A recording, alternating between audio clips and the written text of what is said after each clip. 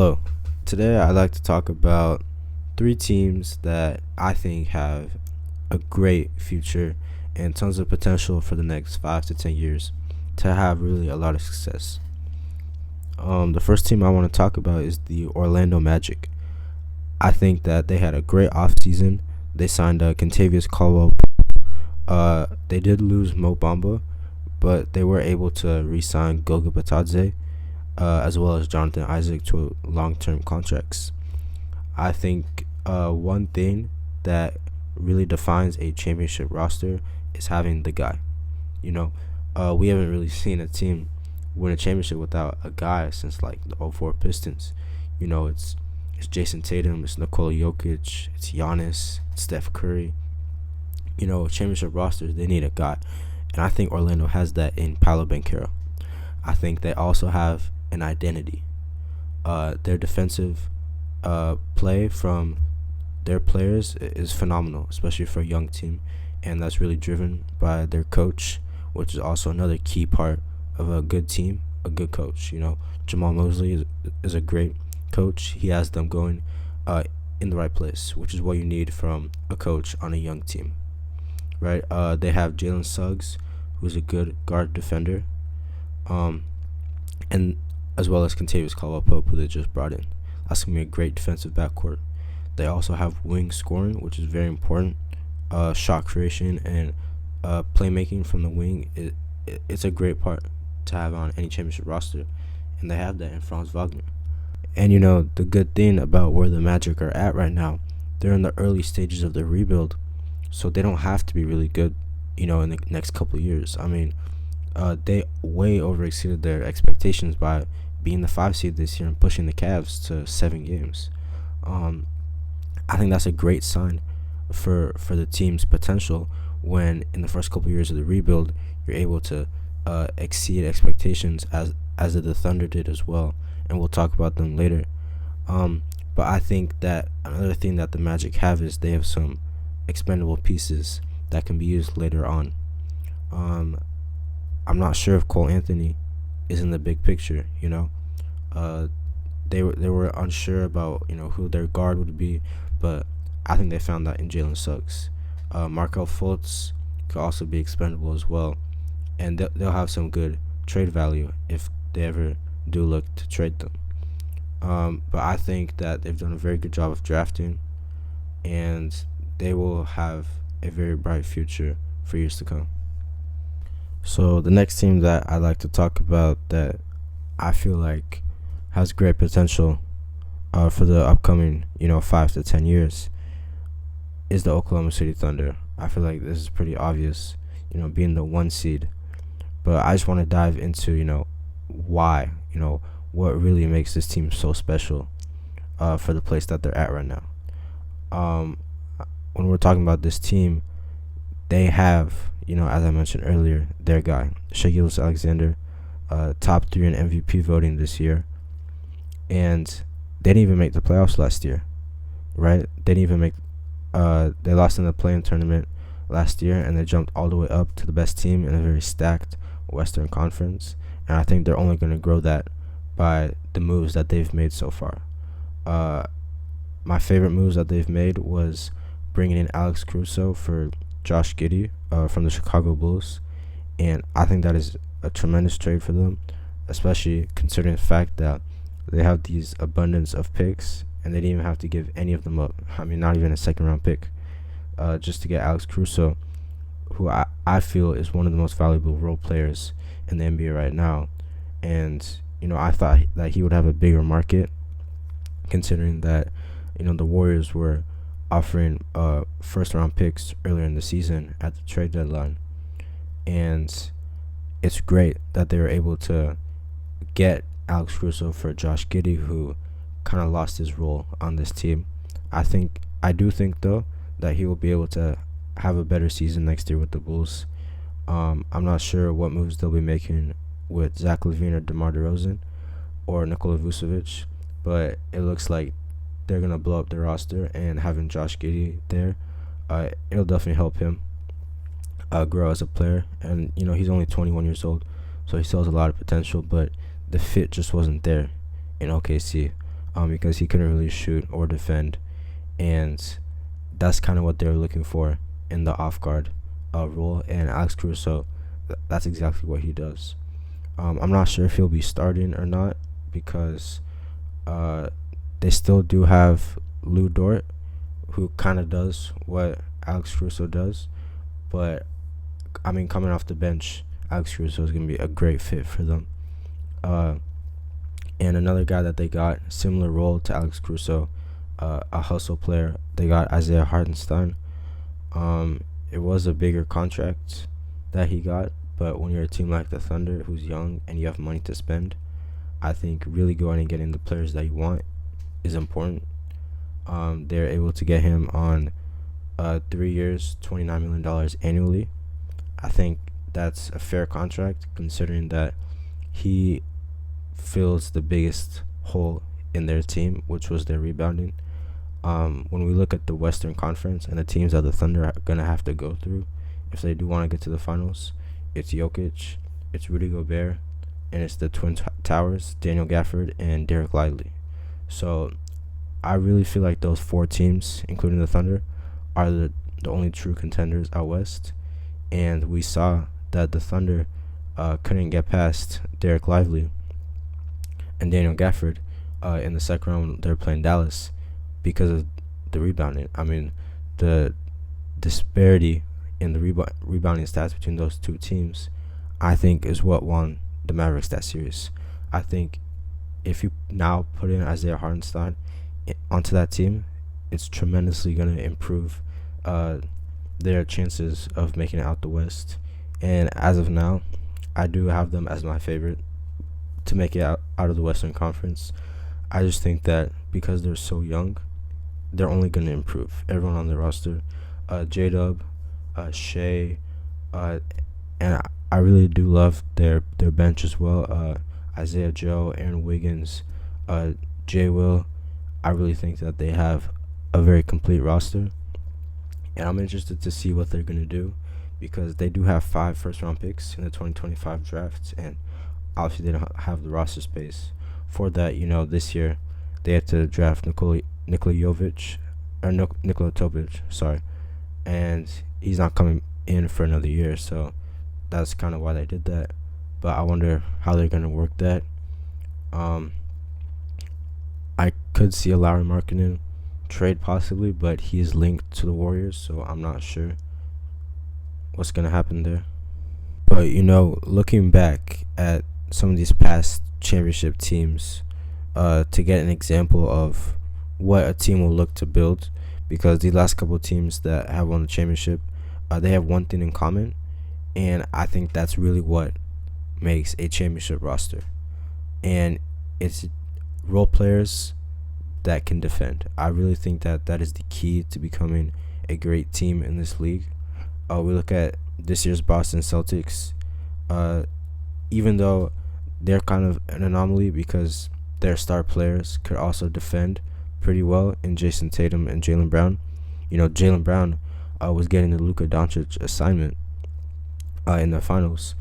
But, you know, they have Drew Holiday, they have Derek White, who are willing defenders, and that's really what you need for a championship team. 2023, the Denver Nuggets, they had Kentavious Caldwell-Pope, they had Aaron Gordon, they had Bruce Brown and Christian Brown coming off the bench for them.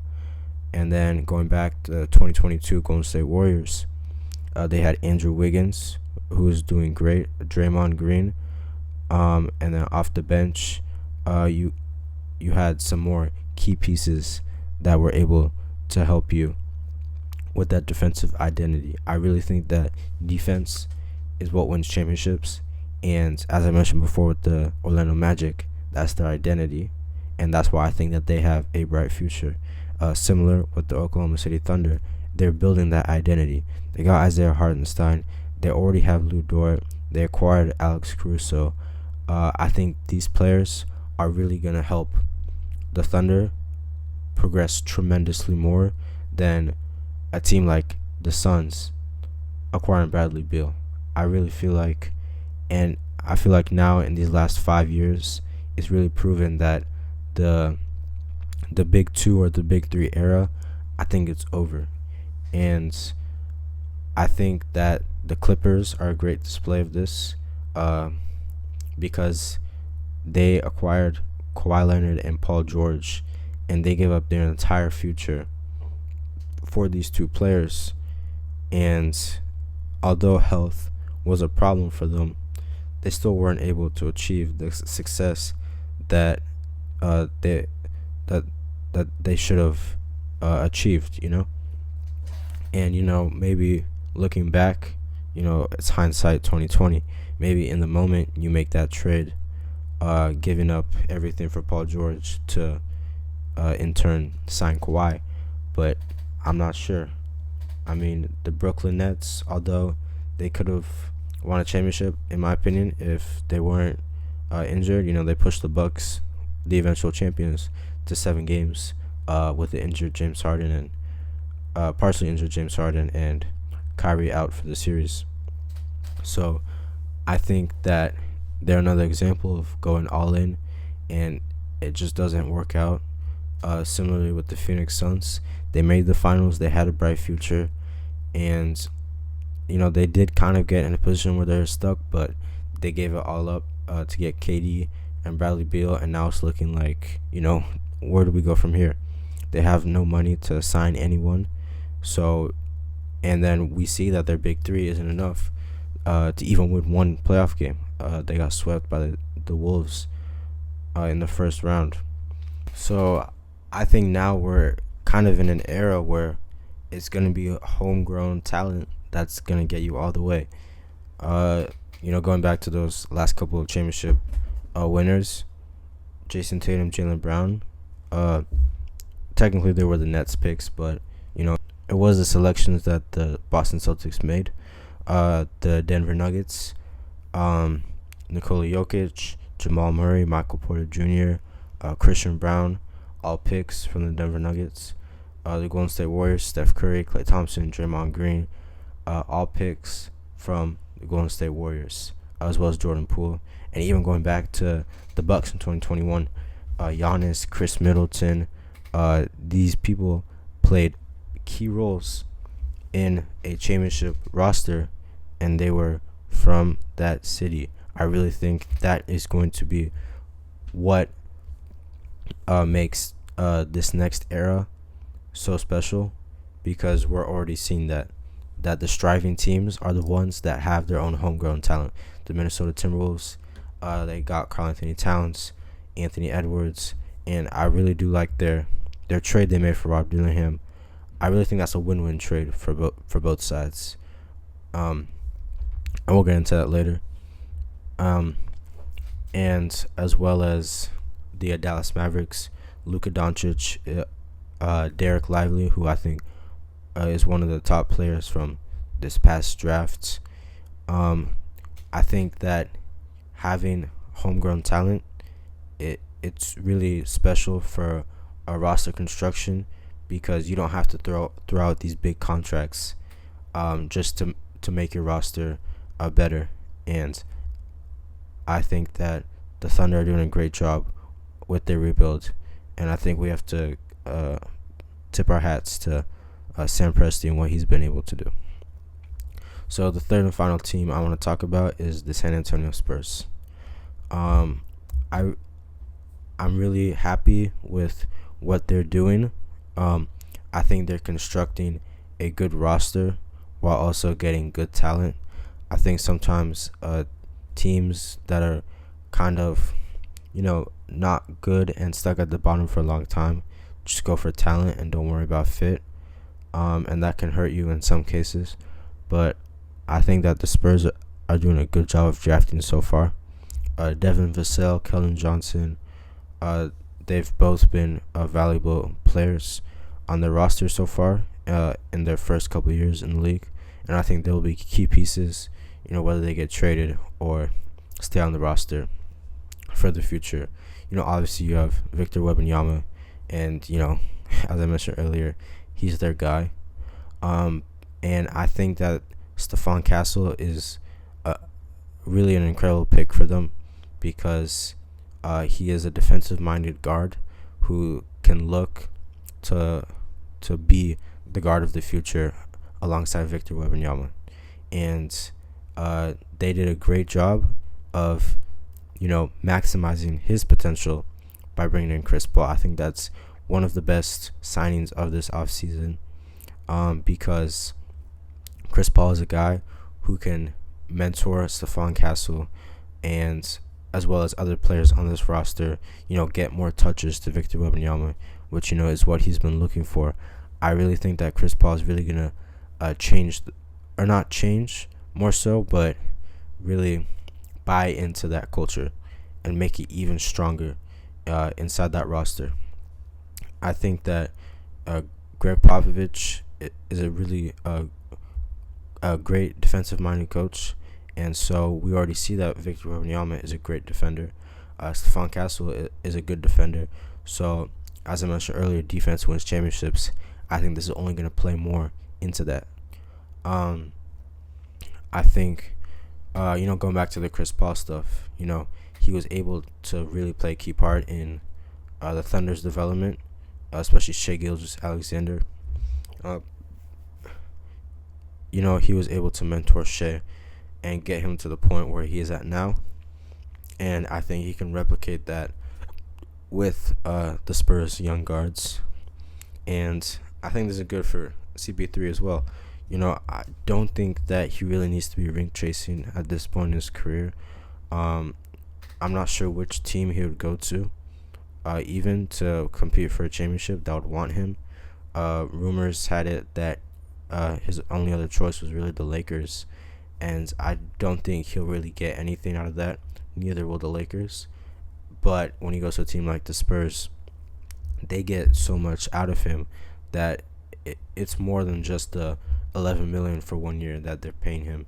They're paying him to propel the skills of their players, and I think that's really going to help their rebuild. And I think that the Rob Dillingham trade was, although people may hate it, saying they traded, a seventh grader for Rob Dillingham, but I think that it's a great trade because who knows where Minnesota will be in 2030 and 2031. Who knows, right? They could be, kind of expensive at the moment, so they could trade their players, and that's 6 years from now. So who knows how long this current roster will take them. So I think that is a great trade for the San Antonio Spurs because they didn't see anyone they liked with that 8th pick. So rather than trying to force to just get some player to fit onto your roster, trade it to a team who wants to get involved in this draft. And I think that they did that perfectly. So I think that that's really what defines these three teams that I talked about today: the Orlando Magic, the Oklahoma City Thunder, and the San Antonio Spurs. They make the right moves, and I know it seems very simple, but it's just what it is. They're making the moves that will brighten their future, and I think that's why these three teams have the brightest future. And be sure to hit that like and subscribe button for more stellar basketball content. Thank you.